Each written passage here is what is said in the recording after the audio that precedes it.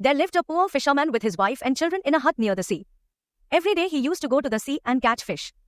One day, as usual, he went to the sea. He threw his net into the sea, and when he pulled it out, he felt it very heavy. But there was no fish in it. He saw a log of wood in the net. He felt sad. He threw the net for the second time. This time he got a few shells and big stones. When he tried it for the third time, he found it heavier. This time too he did not see any fish in it but a big brass jar with a lid. Taking the jar out of the net, he opened it.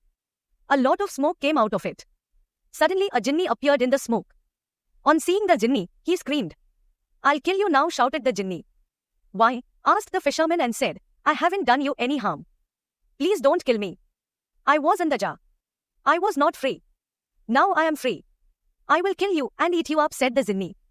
The fisherman was afraid of the jinni. He did not know what to do.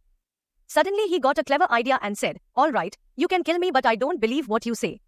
You are very big. How could you come out of this jar?" The jinni got angry.